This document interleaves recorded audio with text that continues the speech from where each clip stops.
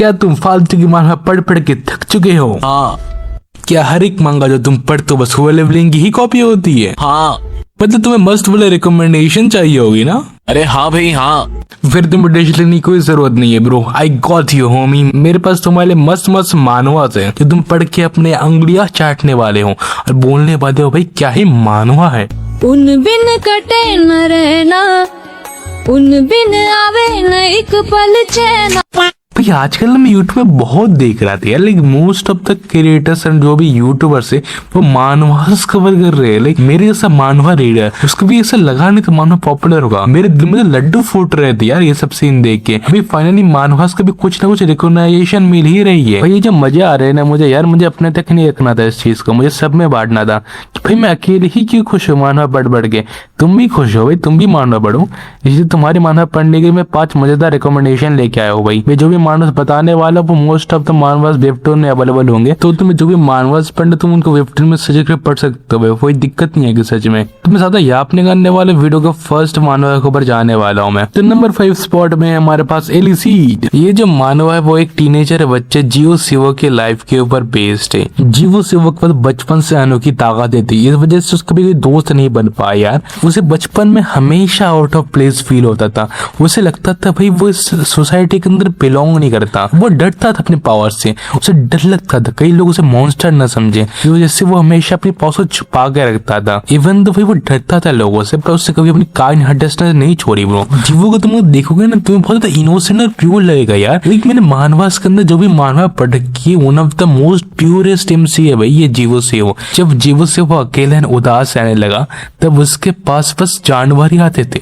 उसके पास एक बिल्लियां आती थी और बिल्लियों से वो खेलता था, दोस्ती करता था। ऐसा होता रहा एंड उससे एज बढ़ती रही एंड इवेंचुअली वो एक टीनेजर बन गया। टीनेजर बनने के बाद भी ज्यादा कुछ दोस्त नहीं देख, जब तक कि ना अचानक से उसके घर के अंदर एक मोटा सा बिल्ला पराना मिला। उस मोटे से बिल्ले से मुलाकात के बाद वह जीवो सिवो की लाइफ नॉर्मल तो रही नहीं। जीवो सिवो के लाइफ में अवेकनर्स आने लगे और उसे फाइनली पता चला कि उसके पास कोई कर्स एबिलिटी नहीं, ये एक अवेकनिंग एबिलिटी है और इसकी भी एक सोसाइटी एग्जिस्ट करती है। फिर हम इस मानवा में देखेंगे कैसे जीवो सिवो सोसाइटी में एडजस्ट करता है, उससे स्ट्रॉन्गर बनता जाता है, दोस्त बनाता जाता है। अगर तुम्हें पढ़ना तो पढ़ सकते हो इस मानवा को भाई, एकदम मस्त होलसम मानवा है, तुम्हारा मस्त टाइम पास होगा। एंड अगर तुम्हें होलसम चीजें पसंद है तो इसको जरूर पढ़ना यार, इस मानवा में होलसमनेस सब भरी हुई है। एंड इस मानवा में तुम्हें रोमांस भी मिल जाएगा, तुम्हें इस मानवा में एक्शन भी मिल जाएगा, फिर तुम्हें इस मानव में ब्रोमांस भी मिलेगा, फिर इस मानव में तुम्हें दोस्ती भी मिलेगी। मैं इस मानव को एट द बेयर मिनिमम 10 में से 9 स्टार की रेटिंग दूंगा out of the bad bro, क्योंकि ये शो मस्त है इतना ज्यादा, मुझे बहुत ज्यादा पसंद आया ये वाला शो। तो एक बार ट्राई जरूर करना, तुम्हें भी शायद से पसंद आ जाएगा। एंड ये वाला मानवा जो वेबटून के अंदर अवेलेबल है, तुम वेबटून के अंदर सर्च मार सकते हो, तुम्हें इसके 500 चैप्टर मिल जाएंगे यार, तो तुम बोर भी नहीं होने वाले, मजा बहुत आने वाला है तुमको। अभी हमारे पास नंबर 4 स्पॉट के अंदर है एसएस क्लास रिवाइवल हंटर। अगर तुम एसएस क्लास रिवाइवल हंटर को पहले पढ़ोगे ना तो तुम्हें ये जो मानवा है वो सोल लेवलिंग से काफी हद तक सिमिलर लगेगा। लेकिन इसके अंदर भी हंटर्स थे, सोल लेवलिंग के अंदर भी हंटर्स थे, इसके अंदर भी मॉन्स्टर्स, सोल लेवलिंग के अंदर भी मॉन्स्टर्स थे। पर डिफरेंस यहाँ पे आ जाता है कि जो स्टोरी है वो एक्चुअली वेल रिटन है, वो सोल लेवलिंग तरह ऑल ओवर द प्लेस नहीं है। इवन दो इन दोनों स्टोरीज के अंदर थोड़ी बहुत सिमिलरिटीज है, पर SS class revival hunter solo levelling से काफी अच्छा रिटर्न है ब्रो। उसकी स्टोरी काफी गुना ज्यादा बेटर है सोलो लेवलिंग से। चलो मैंने बहुत ज्यादा याद कर दिया, कभी मैं इसकी मेन स्टोरी का प्रीमिस बताता हूं तुम्हें। एसएस क्लास रिवाइवल हंटर के एमसी का नाम है किम गोंगजा। किम गोंगजा जो था वो आउटसाइड वर्ल्ड से टावर के अंदर आया था कुछ नया करने के लिए, बट वो एकदम पैथेटिक था। आउटसाइड वर्ल्ड में वो पैथेटिक था एंड न्यू वर्ल्ड में आने के बाद वो पैथेटिक था ही। तब वो अचानक से न्यूज चैनल देख रहा होता है, न्यूज पे एक ऐसा खतरनाक वाला हंटर आ रहा होता है फ्लेम एम्परर नाम का।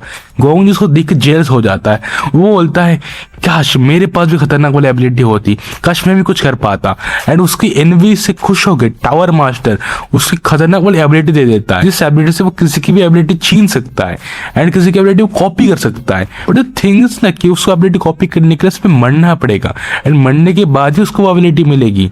एंड ये डाउन साइड है क्योंकि वो मर गया तो एबिलिटी का काम ही क्या, वो जिंदा ही नहीं रहेगा उसको यूज करने के लिए। पर कहानी में ट्विस्ट तब आता है जब किम गोंगजा एक फ्लेम एम्पर को एक गली में किसका मर्डर करते हुए देख लेता है।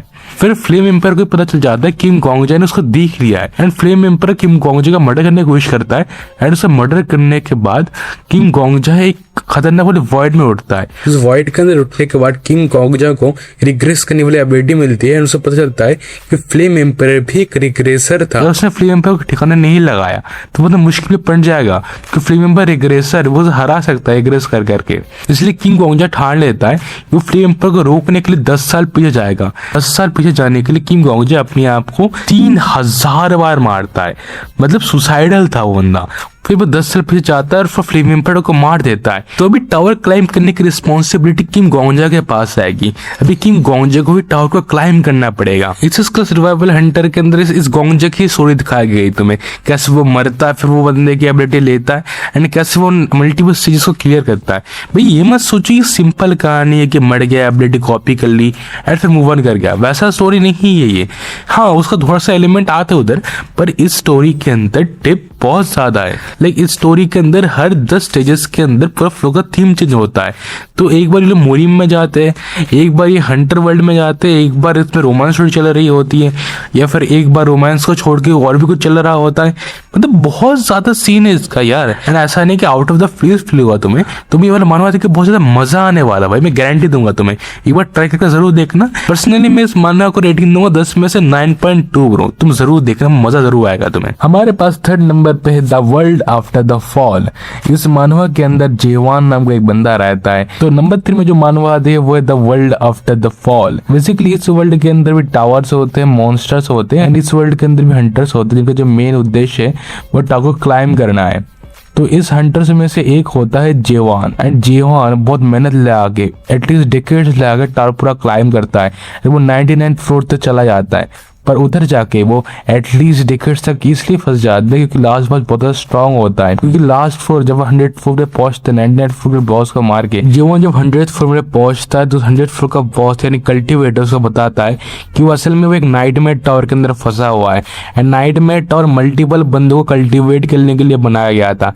इसको वैसे फ्रूट की तरह हायर रेंज में बेच देंगे। इसका मतलब जेवान जो 100 फ्लोर जो पार किया वो बस ट्यूटोरियल था, पर जेवान डिफरेंट था। जेवान ने बॉस की बात नहीं मानी, उसने 100 फुट का टावर तोड़ दिया एंड टावर की छत तोड़ के वो अपर रेल में एसेंड कर गया। एंड जीवन को जो मेन स्टोरी में गोल होता है वो इस पूरे वर्ल्ड को डिस्ट्रॉय करना होता है। ये जो मानव है ना वो अगले पोजीशन पे जो मानव आने वाले से कनेक्टेड है। एंड एक और बात, इस मानव के अंदर तो बहुत ज्यादा मजा इसलिए आने वाला है क्योंकि जीवन जिसको पर्सनैलिटी बहुत लाइकेबल है एंड ये जो मानव है वेबटून के ऊपर भी अवेलेबल है, तुम चाहो तो वेबटून से पढ़ सकते हो। एंड मैं इसको पर्सनली 10 में से 9.5 की रेटिंग जरूर दूंगा। एंड हमारे टॉप 5 बेस्ट मानव के नंबर 2 स्पॉट में ओमनीशिएंट रीडर्स व्यू पॉइंट यानी ORV। बेसिकली स्टोरी के अंदर ऑफिस वर्कर रहता है किम डोगजा नाम का। किम डोगजा जो बचपन से कैसी नोवेल पढ़ रहा होता है जो उसके अलावा कोई नहीं पढ़ रहा होता। एंड अचानक से एक दिन मेट्रो में ट्रेवल करते करते उसकी इमेजिन की हुई नोवेल रियलिटी बन जाती है। अभी किम डोगजा का गोल है अभी उसको इस खतरनाक वर्ल्ड में जब उसका रियल वर्ल्ड नहीं रहा एंड एक सिनेरियो वाला फैंटेसी वर्ल्ड बन गया है, उसके अंदर उसकी एक टीम बनानी है एंड उसे एंड ऑफ ऑल सिनेरियो को रीच करना है। मैं सच बताओ तो ये बहुत ज़्यादा अमेजिंग मानवा है। एंड मैं पहले जिस मानवा कनेक्शन की बात कर रहा था वही है ORV and the world after the fall connected है। एंड तुम्हें ORV के अंदर द वर्ल्ड आफ्टर फॉल का रेफरेंस भी बहुत इजीली मिल जाएगा क्योंकि ये दो मानवा बस एक ही ऑथर ने लिखे। स्टोरी के अंदर बताया गया कि हर एक स्टोरी की अपनी वैल्यू होती है, कोई भी स्टोरी यूजलेस नहीं होता, हर एक स्टोरी अपने वे में यूनिक होती है। एंड इस यूनिक वर्ल्ड के अंदर डोगजा अपनी स्टोरी बनाना चाहता है एंड डोगजा the end of all scenarios reach करना चाहता है अपने कंपेनियंस के साथ। इसी तरह तुम्हें कॉमेडी मोमेंट्स देखेंगे, सैड मोमेंट्स देखेंगे एंड तुम्हें इस मानवा के अंदर कुछ वियर्ड मोमेंट्स भी दिखेंगे एंड कुछ होलसम मोमेंट्स भी दिखेंगे। तुम बोल सकते हो कि जो मानवा ने पूरा पैकेज है ब्रो। इस मानवा के अंदर क्या नहीं है, सब है इस मानवा के अंदर। एंड इस मानवा के अंदर भाई ट्विस्ट तुम पहचान नहीं पाओगे यार, कब ट्विस्ट आ रहा है, क्या प्लॉट ट्विस्ट है, तुम उससे प्रेडिक्ट नहीं कर पाओगे इजीली। तो इस मानव को रेटिंग देना चाहूंगा 10 आउट ऑफ 10 ब्रो। मेरी तो 10 आउट ऑफ 10 है ये, मुझे बहुत मजा आया पढ़ के। स्पेशली इसका नोवेल तो और भी अच्छा था। अभी मानवा जो है ना इसका, उसका जो मानवा है वो नोवेल के आधे तक भी नहीं पहुंचा अभी तक। तो जब नोवेल के आधे तक ये मानवा पहुंचेगा तो तब ये जो मानवा होगी वो और ज्यादा ही पीक हो जाएगी फाइनली, जिसको तुमको इंतजार था। नंबर ऑफ पोजिशन पे हमारे पास द ग्रेटेस्ट स्टेट डेवलपर। इस मानवा की मैं जितनी तारीफ करूँ उतनी कम है है भाई। इवन तो ये मानवा ओल्ड नहीं है उतनी ज्यादा, ये रिसेंटली 1-2 साल पहले ही आई थी। इस मानवा की स्टोरी बहुत प्रोग्रेस कर चुकी है, बहुत ज्यादा ब्यूटीफुल है इसकी स्टोरी, मुझे पढ़ के बहुत ज्यादा मजा आया। ये स्टोरी जो है ना, ये भी काफी हद तक और भी की तरह ही लाइक स्टार्टिंग थोड़ा बहुत सिमिलर है। जैसे किम दो जाता वो एक नोवेल पढ़ रहा था एंड वो नोवेल जो था वो रियलिटी बन गया था, पर किम सुहो के लिए जब एक नोवेल पढ़ रहा था उस नोवेल के अंदर वो रीइनकार्नेट हो गया था एज ए लॉलॉइड। तभी जो लॉलॉइड का गोल है वो उसकी काउंटी को बेटर करना है। एंड जब वो रीइनकार्नेट हो अपने न्यू वर्ल्ड के अंदर, तब वो अपने सिविल इंजीनियरिंग की डिग्री से पूरे वर्ल्ड को बदलने में लग गया। उसने काफी सारे बिल्डिंग बनाए, उसने अपने दोस्त बनाए, उसने बहुत ज्यादा रोमांस किया, उसने एक बैड भी पटा ली भाई, एक बैडी थी उसकी एक।